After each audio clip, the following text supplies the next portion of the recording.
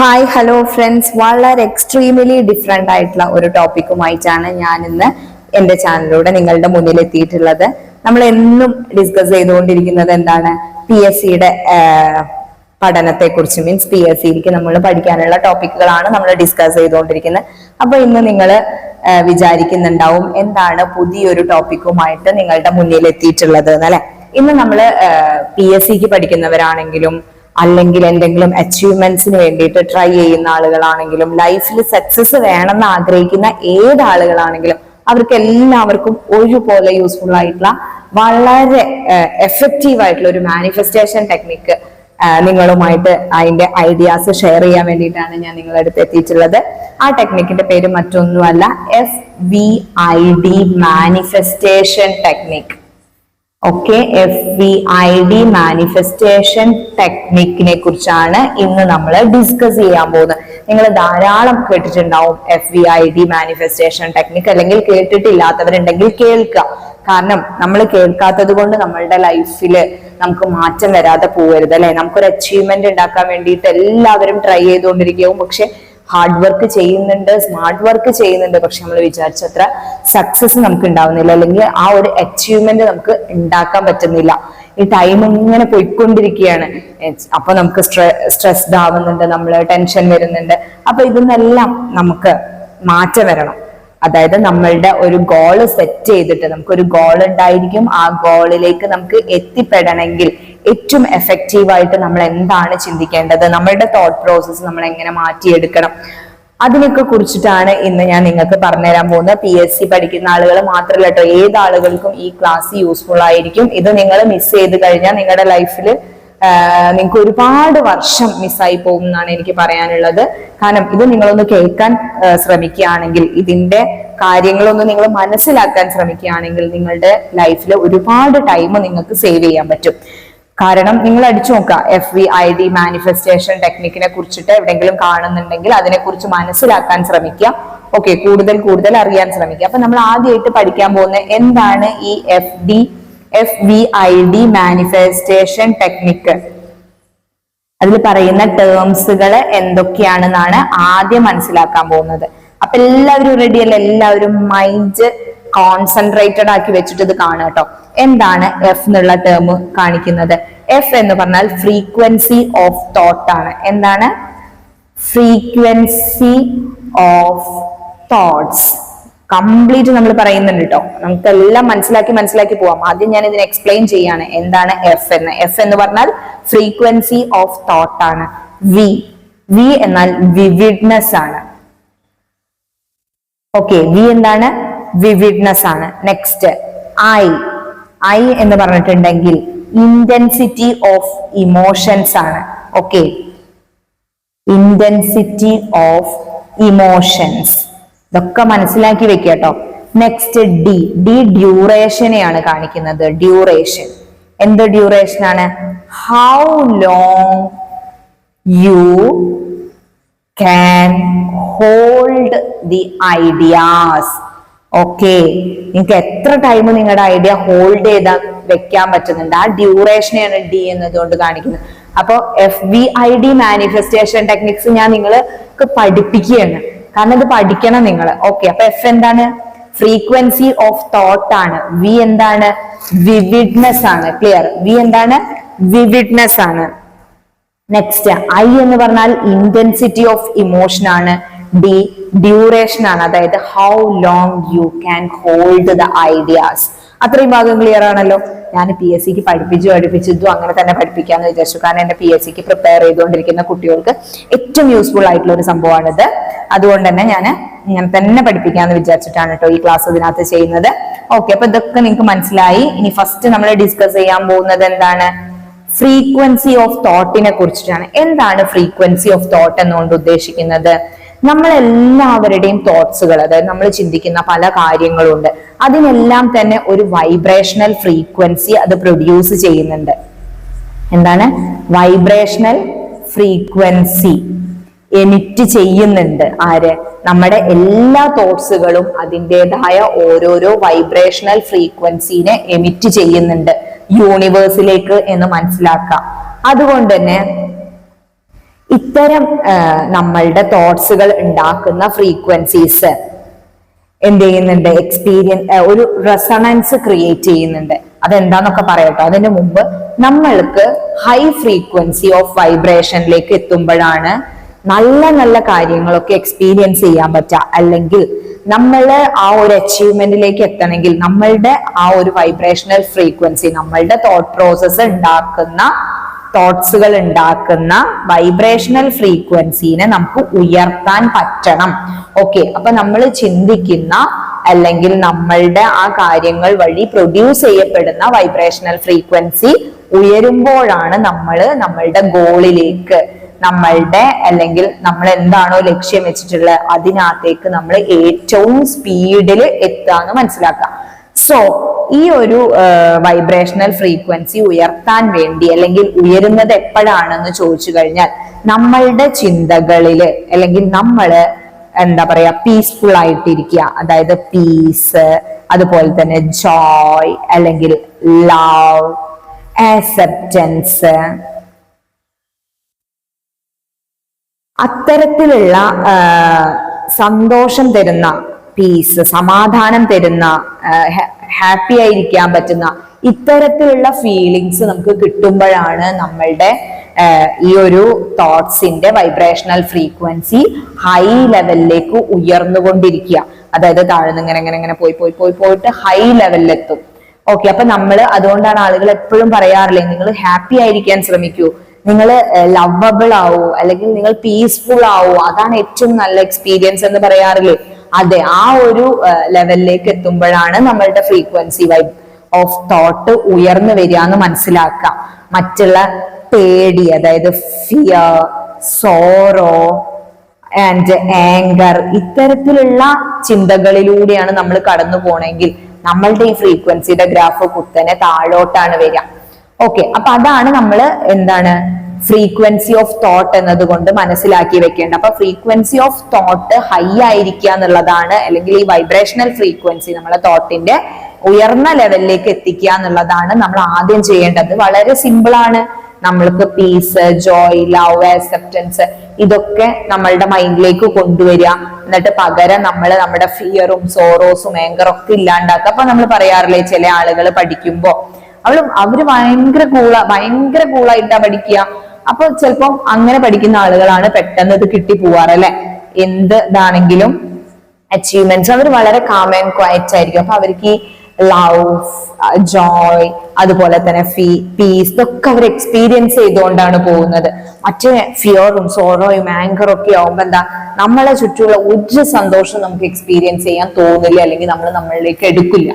അപ്പൊ എന്താണ്ടാവുക, നമ്മുടെ വൈബ്രേഷണൽ ഫ്രീക്വൻസിയുടെ അല്ലെങ്കിൽ ആ തോട്ട്സിന്റെ വൈബ്രേഷണൽ ഫ്രീക്വൻസി കുത്തനെ താഴോട്ട് പോകും.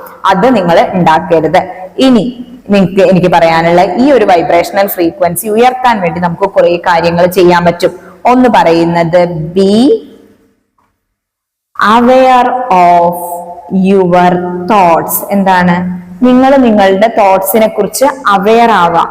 അപ്പോഴോ റിയാലിറ്റിനെ കുറിച്ച് മനസ്സിലാക്കുക. എന്നിട്ട് അനാവശ്യമായ ചിന്തകളെ നിങ്ങളിലേക്ക് എടുക്കാതെ നിങ്ങൾ കാം ആൻഡ് ക്വയറ്റ് ആയിട്ട് ഇരിക്കാൻ ശ്രമിക്കുക. Okay, second one, start your day with gratitude. നിങ്ങളുടെ ഒരു ദിവസം നിങ്ങൾ ഗ്രാറ്റിറ്റ്യൂഡോട് കൂടി തുടങ്ങുക. അതായത് നിങ്ങൾ രാവിലെ എണീക്കുമ്പോൾ നിങ്ങൾക്ക് രാവിലെ എണീക്കാൻ കഴിഞ്ഞല്ലോ ദൈവത്തിനോട്, അല്ലെങ്കിൽ നിങ്ങൾ ദൈവവിശ്വാസി അല്ലെങ്കിൽ എന്തിനോടെങ്കിലും, അല്ലെങ്കിൽ നിങ്ങളോട് തന്നെ നിങ്ങളൊരു താങ്ക്സ് പറയാം. അതായത് നമ്മളൊരു ഹ്യൂമൻ ബീയിങ് ആയിട്ട് തന്നതിന് താങ്ക്സ് പറയാം. അങ്ങനെ ഒരു ഗ്രാറ്റിറ്റ്യൂഡ് ഉണ്ടാക്കിയെടുക്കുക എല്ലാത്തിനോടും. അതും ഈ ഒരു വൈബ്രേഷണൽ ഫ്രീക്വൻസിയുടെ ലെവൽ ഉയർത്താൻ സഹായിക്കുന്നതാണ്. അപ്പൊ നിങ്ങൾക്ക് തോന്നും, ഓ ഞാൻ അല്ലെങ്കിലോ വളരെ കഷ്ടപ്പെട്ടിട്ടായിരിക്കും, എനിക്ക് ഈ ഒരു ജന്മം തന്നതിന് ഞാൻ ഒരിക്കലും താങ്ക്ഫുൾ അല്ല എന്നൊന്നും ചിന്തിക്കാൻ പാടില്ല. താങ്ക്ഫുൾ ആവാ. ഗ്രാജുവലി നിങ്ങൾ എന്താവും, നിങ്ങൾ ബ്ലെസ്ഡ് ആണെന്ന് നിങ്ങൾ റിയലൈസ് ചെയ്യാൻ തുടങ്ങും. Next, practice forgiveness. ഓക്കെ,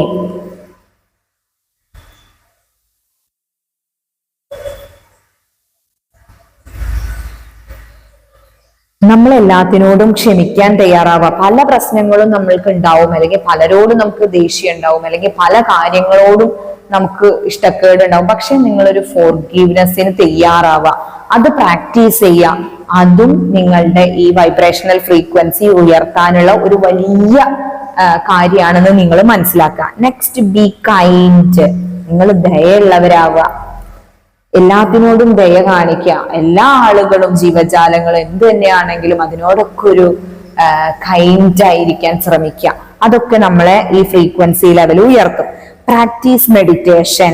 എന്താണ് പ്രാക്ടീസ് മെഡിറ്റേഷൻ? മെഡിറ്റേഷൻ പ്രാക്ടീസ് ചെയ്യാന്നുള്ളതും ഇതിന് ഹെവി മെഡിറ്റേഷൻസ് ഒന്നുമല്ല. ഒരു 10-15 മിനിറ്റ് അല്ലെങ്കിൽ ഒരു 5 മിനിറ്റ് റെഗുലർലി ഡെയിലി നിങ്ങൾ ഒന്ന് കണ്ണടച്ച് ദൈവത്തിനെയോ അല്ലെങ്കിൽ നിങ്ങളുടെ ഇന്നർ പീസോ എക്സ്പീരിയൻസ് ചെയ്യാൻ തയ്യാറാവാം.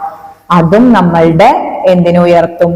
ഈ ഫ്രീക്വൻസി ഓഫ് തോട്ട്സിനെ, അതിന്റെ ആ വൈബ്രേഷണൽ ഫ്രീക്വൻസിനെ ഉയർത്താൻ നിങ്ങളെ ഹെൽപ്പ് ചെയ്യും. അപ്പൊ എന്തൊക്കെ കാര്യങ്ങളാണ് നിങ്ങൾ ചെയ്യേണ്ടത്? Be aware of your thought, start your day with gratitude, practice forgiveness, be kind, practice meditation. വളരെ വളരെ ഇമ്പോർട്ടന്റ് ആയിട്ടുള്ള കാര്യമാണ് കേട്ടോ. ഇതൊക്കെ നമ്മുടെ ലൈഫിലേക്ക് കൊണ്ടുവന്ന നിങ്ങളുടെ ലൈഫേ മാറിപ്പോകും. നിങ്ങൾ വിചാരിക്കുന്ന അല്ലെങ്കിൽ നിങ്ങൾക്ക് പ്രതീക്ഷിക്കാൻ പറ്റുന്നതിന്റെ അപ്പുറത്തേക്ക് പോകും നിങ്ങളുടെ ലൈഫ്. ഓക്കെ,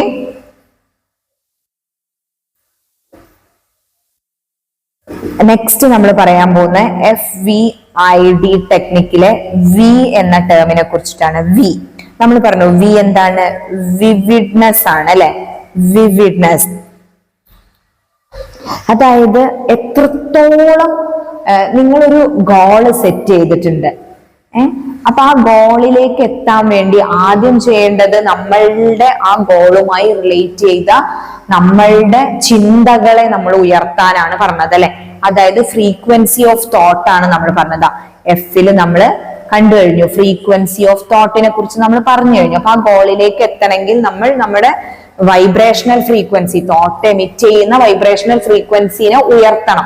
അതിന് നമുക്ക് എന്തൊക്കെ ചെയ്യാൻ പറ്റും എന്നുള്ള കാര്യങ്ങളാണ് നമ്മൾ ഡിസ്കസ് ചെയ്ത്. ഇനി നെക്സ്റ്റ് നിങ്ങൾ ചെയ്യേണ്ടത്, നിങ്ങൾ ആ ഒരു തോട്ട് എത്രത്തോളം ക്ലാരിറ്റിയോട് കൂടി, എത്രത്തോളം ഇന്റൻസിറ്റിയോട് കൂടി, എത്രത്തോളം ബ്രൈറ്റ്നെസ്സോട് കൂടി അതിന്റെ ഒരു മെന്റൽ ഇമേജ് ക്രിയേറ്റ് ചെയ്യുക എന്നുള്ളതാണ്. എന്താണ് വേണ്ടത്? Create A mental image. എങ്ങനെയായിരിക്കണം? ക്ലാരിറ്റി ഉണ്ടാവണം ആ ഇമേജിന്, അതിന് ഇന്റൻസിറ്റി ഉണ്ടായിരിക്കണം. ഓക്കെ, അത് ബ്രൈറ്റ്നെസ് ഉണ്ടായിരിക്കണം. അതായത് നിങ്ങൾ ഒരു ജോലിയാണ് സ്വപ്നം കാണുന്നത്, അല്ലെങ്കിൽ ഫിനാൻഷ്യൽ സ്റ്റെബിലിറ്റി ആണ് സ്വപ്നം കാണുന്നത്, അല്ലെങ്കിൽ ഒരു ഇഷ്ടപ്പെട്ട വീട്, ഇഷ്ടപ്പെട്ട കാറ്, ഇഷ്ടപ്പെട്ട എന്ത് തന്നെ ആവട്ടെ, അതാണ് നിങ്ങൾ സ്വപ്നം കാണുന്നതെന്ന് വിചാരിക്കാം. ആ കാണുമ്പോ ഒരു കാറാന്ന് വിചാരിക്കും, ഒരു BMW കാർ. അപ്പൊ അത് നിങ്ങൾ വിഷ്വലൈസ് ചെയ്യാം. നിങ്ങൾ എന്ത് ചെയ്യണം? അത് വളരെ ക്ലിയർ ആയിട്ട് നിങ്ങൾ ഏത് കളർ കാറാണ്, ഏത് സംഭവം, അതൊക്കെ നിങ്ങൾക്ക് ഓരോരോ ഐറ്റംസും എടുത്ത് നിങ്ങൾക്ക് കാണാൻ പറ്റും. അതിൽ ഇരുന്ന് നിങ്ങൾ ഡ്രൈവ് ചെയ്യുന്നതും പോകുന്നതും അവിടെ പോകുന്നതും അതിന്റെ ചുറ്റുപാട് ആസ്വദിക്കുന്നു, അങ്ങനെയായിട്ട് നിങ്ങൾക്ക് അതിൽ എന്തൊക്കെ ചെയ്യാൻ പറ്റും അതെല്ലാം നിങ്ങൾക്ക് ഒരു മെന്റൽ ഇമേജ് ക്രിയേറ്റ് ചെയ്തിട്ട് എക്സ്പീരിയൻസ് ചെയ്യാൻ ശ്രമിക്കാം. അപ്പൊ എന്താ ഉണ്ടാവുക? അപ്പൊ നമ്മൾ ആ ഗോളിലേക്ക് എത്താൻ പെട്ടെന്ന് പറ്റുമെന്നാണ് സ്റ്റഡീസ് പറയുന്നത്. കാരണം നിങ്ങൾ ആലോചിച്ച് നോക്കൂ, ഇപ്പോ റൈറ്റ് ബ്രദേഴ്സ് ആണ് വിമാനം പറത്തിയത് അല്ലെ? അപ്പൊ ഈ റൈറ്റ് ബ്രദേഴ്സ് വിമാനം പറത്താൻ വേണ്ടിയുള്ള അറ്റംപ്റ്റ് സ്റ്റാർട്ട് ചെയ്യുമ്പോൾ ഹൗ എന്നവർ ഒരിക്കലും ചിന്തിച്ചിട്ടുണ്ടാവും എന്ന് തോന്നുന്നില്ല. കാരണം ഈ വിമാനത്തിന് എർത്തിന്റെ ഗ്രാവിറ്റി പിടിച്ച് താഴോട്ടിടും. അപ്പോൾ നമ്മൾ പോസിബിളി നമ്മൾ പഠിച്ച തിയറീസ് ഒക്കെ വെച്ച് നോക്കുമ്പോൾ വിമാനം പറക്കാൻ ഒരു ചാൻസും ഇല്ല. ഈ സാധനം പോകുമ്പോൾ താഴോട്ട് പിടിച്ച് വലിച്ചിട്ട് എങ്ങനെയാ? അപ്പൊ എങ്ങനെ ഹൗ എന്നുള്ള കാര്യത്തിനെ കുറിച്ച് ആരും ചിന്തിക്കരുത് എന്നാണ് വളരെ വളരെ സക്സസ്ഫുൾ ആയ പേഴ്സൺസ് പറയുന്നത്. നിങ്ങൾ അതങ്ങോട്ട് ചെയ്യാം, നിങ്ങൾ ക്ലിയർ ആയിട്ട് വിഷ്വലൈസ് ചെയ്യാം. നിന്റെ കയ്യിൽ ആകെ 10 രൂപ പോലും എടുക്കാല്ലാത്ത ആളാണ് ഞാൻ, എങ്ങനെ BMW സ്വപ്നം കാണുന്നുള്ള തോട്ട് പ്രോസസ്സ് നിങ്ങൾക്ക് വരാൻ പാടില്ല. അല്ലെങ്കിൽ എന്റെ നോളജ് ലെവൽ, അല്ലെങ്കിൽ എനിക്ക് പഠിക്കാനുള്ള കപ്പാസിറ്റി വളരെ കുറവാണ്, എനിക്ക് സെക്രട്ടേറിയറ്റ് അസിസ്റ്റന്റിനെ ഇമാജിൻ ചെയ്യാനേ പറ്റില്ല എന്ന് നിങ്ങൾക്ക് തോട്ട് വന്നു കഴിഞ്ഞാൽ പിന്നെ നിങ്ങൾക്ക് അത് കിട്ടില്ല. പക്ഷെ അതിനെ മാറ്റിവെച്ച് എങ്ങനെയെന്നുള്ളതിനെ മാറ്റിവെച്ച്, എന്തായാലും നിങ്ങൾ ഡിഗ്രി ഉള്ള കുട്ടികളല്ലേ, അപ്പൊ നിങ്ങൾ എന്ത് ചെയ്യണം? അതിലേക്ക് എത്താൻ വേണ്ടി നിങ്ങൾ ഇമാജിൻ ചെയ്യുക. ആ പോസ്റ്റിൽ കയറിയിരിക്കുന്നതും, ആ അപ്പോയിന്റ്മെന്റ് ലെറ്റർ വാങ്ങിക്കുന്നതും, അവിടെ പോയി സൈൻ ചെയ്ത് സർവീസിൽ കയറുന്നതും, ആ സീറ്റിൽ അങ്ങനെ കയറിയിരിക്കുന്നതും, ആ എല്ലാ അതുമായി ബന്ധപ്പെട്ട എന്തൊക്കെ ഉണ്ടോ അതെല്ലാം നിങ്ങൾ നെറ്റിൽ അടിച്ചു നോക്കുമ്പോൾ നിങ്ങൾക്ക് കിട്ടും. അതൊക്കെ നിങ്ങൾ എക്സ്പീരിയൻസ് ചെയ്യാം. വളരെ ക്ലാരിറ്റിയോട് കൂടി, വളരെ ഇന്റൻസിറ്റിയോട് കൂടി, വളരെ ബ്രൈറ്റ്നെസ്സിനോട് കൂടി. ഓക്കെ, അപ്പൊ എന്തുണ്ടാവും നിങ്ങളെ ലൈഫില്? അതിലേക്ക് എത്തിപ്പെടാൻ വളരെ എളുപ്പം പറ്റുന്നാണ് പറയുന്നത്. ഓക്കെ, ഇനി ഈ വിവിഡ്നെസ്സിന് തന്നെ രണ്ട് കണ്ടീഷൻസ് ഈ സ്റ്റഡീസിൽ രണ്ട് കണ്ടീഷൻസിനെ കുറിച്ച് പറയുന്നുണ്ട്. ഒന്ന് ഹൈപ്പർ ഫെന്റാസിയ എന്ന് പറഞ്ഞ ഒരു കണ്ടീഷനും, രണ്ടാമത്തത് എന്താണ്? അഫാന്റാസിയ എന്ന് പറഞ്ഞൊരു കണ്ടീഷനും. ഇതെന്താ വെച്ചാൽ ജസ്റ്റ് ഇത് നമ്മളൊരു ക്ലാസ് പോലെയാണല്ലോ എടുക്കുന്നത്, അപ്പൊ ഇതിനെ കുറിച്ച് ഒന്നും കൂടി ഡെപ്തിൽ നിങ്ങൾ അറിഞ്ഞോട്ടെ എന്ന് വിചാരിച്ചു. അതായത് ഹൈപ്പർ ഫെന്റാസിയ എന്ന് പറഞ്ഞാൽ ഇമാജിൻ ചെയ്തിട്ടില്ലേ, അതങ്ങോട്ട് റിയൽ ആയി പോകുന്ന തരത്തില് ഇമാജിൻ ചെയ്യാൻ പറ്റുന്ന ആളുകളുണ്ട്. അതായത് ആ ക്ലാരിറ്റിയും ഇന്റൻസിറ്റിയും ബ്രൈറ്റ്നെസ് ഒക്കെ വളരെ പെർഫെക്റ്റ് ആയിട്ട് ഇമാജിൻ ചെയ്തിട്ട് അതേപോലെ റിയൽ ലൈഫിലേക്ക് പെട്ടെന്ന് അങ്ങോട്ട് ആക്കാൻ പറ്റുന്ന ആളുകളുണ്ട്. വേൾഡില് അങ്ങനെ 3% ആളുകൾ ഉണ്ടെന്നാണ് പറയുന്നത്. അപ്പൊ വേൾഡില് വളരെ അച്ചീവ്മെന്റ്സ് ഉണ്ടാക്കിയ, വളരെ സക്സസ്ഫുൾ ഉണ്ടാക്കിയ, വളരെ ഷോർട്ട് ടേമിൽ അച്ചീവ്മെന്റ്സ് ഉണ്ടാക്കിയ ആളുകളെല്ലാം ഈ ഒരു കാറ്റഗറിയിലായിരിക്കും വരുന്നുണ്ടാവും. അതുപോലെ അഫാന്റസിയ എന്ന് പറഞ്ഞിട്ടുണ്ടെങ്കിൽ അവർക്ക് അങ്ങനെ എക്സ്പീരിയൻസ് ചെയ്യാനേ പറ്റില്ല. അപ്പൊ നമ്മള് വളരെ ക്ലാരിറ്റിയോടും ഇന്റൻസിറ്റിയോടും ബ്രൈറ്റ്നെസ്സോടും കൂടി നമ്മളുടെ ഒരു അച്ചീവ്മെന്റോ അല്ലെങ്കിൽ നമ്മുടെ ഒരു കാര്യമോ നമുക്ക് ചിന്തിക്കാനോ അല്ലെങ്കിൽ അതിനെ ഇമാജിൻ ചെയ്യാനോ ഉണ്ടാക്കിയെടുക്കാനോ പറ്റാത്ത ആളുകളെയാണ് ഈ കാറ്റഗറിയിൽ വരുന്ന. വേൾഡിൽ 1% ആളുകൾ അങ്ങനെയാണെന്ന് പറയുന്നുണ്ട്. അപ്പൊ നമ്മൾ എഫ് ഫ്രീക്വൻസി, വി വിവിഡ്നെസ്, രണ്ട് ടേംസ് പഠിച്ചു കഴിഞ്ഞു ട്ടാ. ഇനി നെക്സ്റ്റ് നമ്മൾ ഡിസ്കസ് ചെയ്യാൻ പോകുന്നത് ഏതാണ്? പറയൂ. ഐ എന്നുള്ള ടേം ആണ്. ഐ എന്ന് പറഞ്ഞാൽ എന്താണ്? നമ്മൾ പറഞ്ഞു കഴിഞ്ഞതാണ് I, intensity of emotions. Intensity of emotions ആണ് ഐ എന്നതുകൊണ്ട് ഉദ്ദേശിക്കുന്നത്.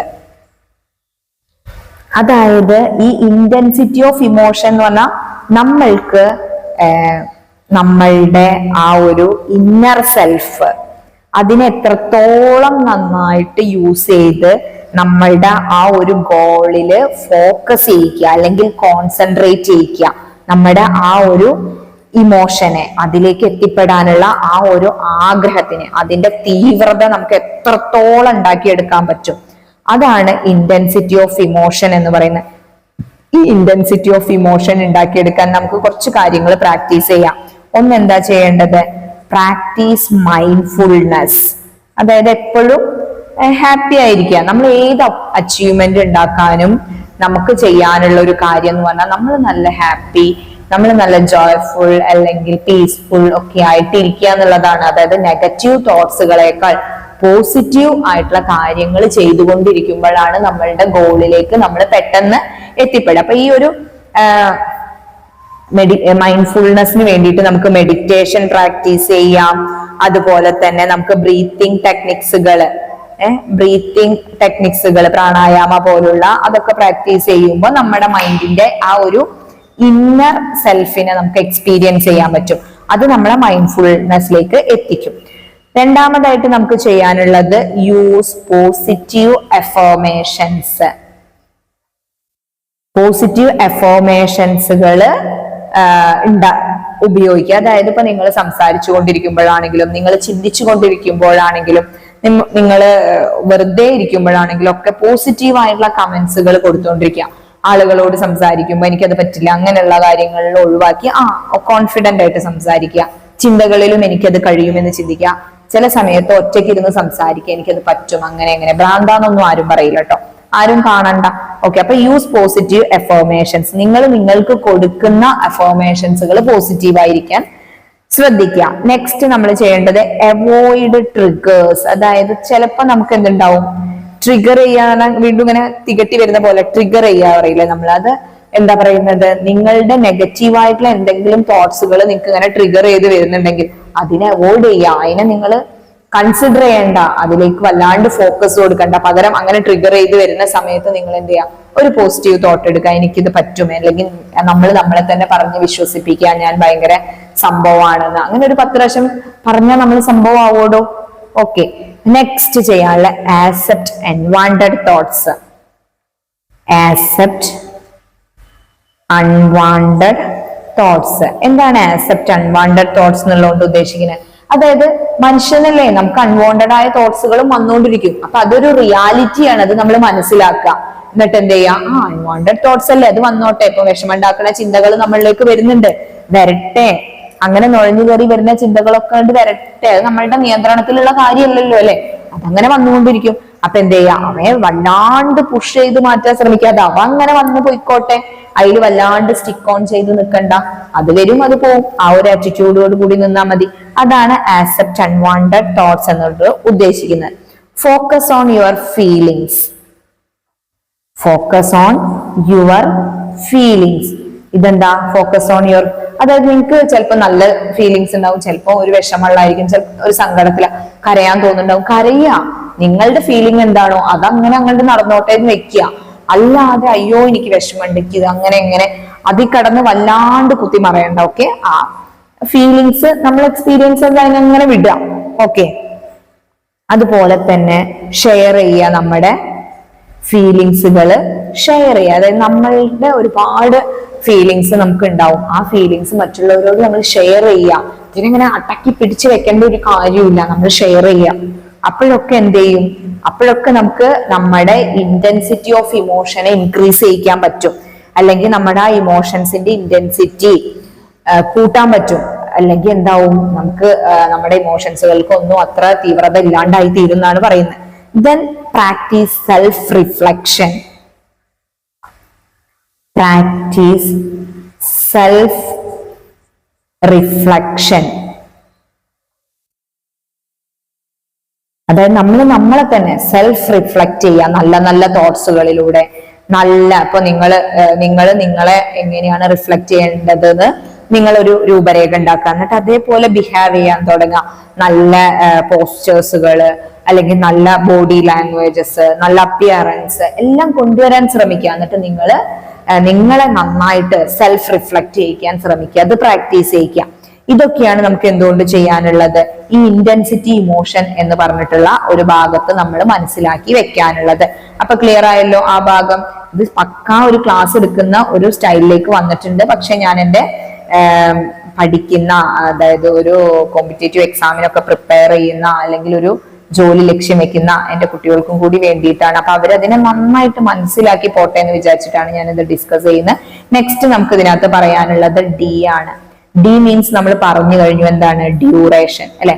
ഡി എന്ന് പറഞ്ഞാൽ എന്താണ്, ഡ്യൂറേഷൻ. ഡ്യൂറേഷൻ എന്ത് ഡ്യൂറേഷൻ ആണ്, how long you can hold the idea. നിങ്ങൾക്കൊരു ലക്ഷ്യമുണ്ട്, അല്ലെങ്കിൽ നിങ്ങൾക്കൊരു അച്ചീവ്മെന്റ് വേണം, അല്ലെങ്കിൽ നിങ്ങളൊരു സാധനം കണ്ടുപിടിക്കാൻ ആഗ്രഹിക്കുന്നു, അല്ലെങ്കിൽ എന്ത് തന്നെ ആവട്ടെ, നിങ്ങളുടെ ഒരു ഐഡിയ സക്സസിലേക്ക് എത്തിക്കാൻ നിങ്ങൾ ആഗ്രഹിക്കുന്നുണ്ട്. അതിന് നിങ്ങൾ എത്ര ടൈം നിങ്ങൾ ഹോൾഡ് ചെയ്ത് വെക്കാൻ നിങ്ങൾക്ക് പറ്റുന്നു, ആ ഡ്യൂറേഷൻ. അതായത് നിങ്ങൾ വന്നു ഒരു 2 മാസം BSc പഠിച്ചു, അതൊന്നും എനിക്ക് പറ്റുന്ന പണിയല്ല, ഞാൻ പോവാന്ന് പറഞ്ഞിട്ട് പോവാൻ പാടില്ല. അതിൽ നിൽക്കാൻ പറ്റണം. നിങ്ങൾ ആ വിജയം വരെ നിങ്ങൾക്ക് അവിടെ എത്താൻ പറ്റണം, മീൻസ് നിൽക്കാൻ പറ്റണം. അതാണ് how long you can hold the idea എന്നതുകൊണ്ട് ഉദ്ദേശിക്കുന്നത്. അപ്പൊ ഇത്രയും കാര്യങ്ങളാണ് നമ്മൾ ഈ ഒരു ടെക്നിക്സിൽ മനസ്സിലാക്കി വെക്കേണ്ടത്. ഈ ഒരു ടെക്നിക്ക് നിങ്ങൾ പ്രാക്ടീസ് ചെയ്യുകയാണെങ്കിൽ, പ്രാക്ടീസ് ചെയ്യുക എന്നുള്ളത് അത്ര എളുപ്പമുള്ള കാര്യമൊന്നുമല്ല, പക്ഷേ നിങ്ങൾ അതിനു വേണ്ടി തുനിഞ്ഞിറങ്ങുകയാണെങ്കിൽ നിങ്ങൾക്ക് ഉറപ്പായിട്ടും സക്സസ് ഉണ്ടാവും. അപ്പോൾ FVID ടെക്നിക്കിനെ കുറിച്ച് വളരെ നന്നായിട്ട് പറഞ്ഞു തന്നിട്ടുണ്ട്. ഈ ടെക്നിക്സ് നന്നായിട്ട് പഠിക്കുക, മനസ്സിലാക്കുക, നിങ്ങളുടെ ലൈഫിൽ എന്താ പറയാ പ്രാവർത്തികമാക്കുക, അങ്ങനെ അച്ചീവ്മെന്റ്സ് ഉണ്ടാക്കുക. വളരെ ഈ ഒരു പാറ്റേൺ നിങ്ങൾ നിങ്ങളുടെ ഓരോ ഐഡിയാസിലും കൊണ്ടുവരാൻ ശ്രമിക്കുകയാണെങ്കിൽ നിങ്ങൾക്ക് വളരെ എളുപ്പത്തിൽ വളരെ ഹൈ ലെവലിലുള്ള അച്ചീവ്മെന്റ്സുകൾ ഉണ്ടാക്കാൻ പറ്റും. അപ്പൊ ഈ ഒരു ക്ലാസ് എൻ്റെ എല്ലാ ആളുകൾക്കും, മീൻസ് ഈ ഒരു വാച്ച് ചെയ്ത ആളുകൾക്കെല്ലാം തന്നെ ഇത് ഇഷ്ടപ്പെട്ടിട്ടുണ്ടാവും എന്ന് വിചാരിക്കുന്നു. അത് കണ്ടിരിക്കാൻ നിങ്ങൾ കാണിച്ച ആ ഒരു മനസാന്നിധ്യത്തിന്, നിങ്ങൾ തരുന്ന ആ ഒരു സപ്പോർട്ടിന് എല്ലാവർക്കും ഒരുപാട് ഒരുപാട് ഒരുപാട് ഒരുപാട് താങ്ക്സ്. അതായത് ഗ്രാറ്റിറ്റ്യൂഡ് കാണിക്കുക അല്ലെ. ഓക്കെ, അപ്പോൾ എല്ലാവരോടും, ദൈവത്തിനോടും അതുപോലെ തന്നെ നിങ്ങളോടും എല്ലാവരോടും ഒരുപാട് ഒരുപാട് താങ്ക്സ്. എല്ലാവർക്കും നന്നായിട്ട് പ്രിപ്പയർ ചെയ്യാനും അച്ചീവ്മെന്റ്സുകൾ ഉണ്ടാക്കാനും കഴിയട്ടെ എന്ന് സർവേശ്വരനോട് പ്രാർത്ഥിക്കുന്നു. Thank you.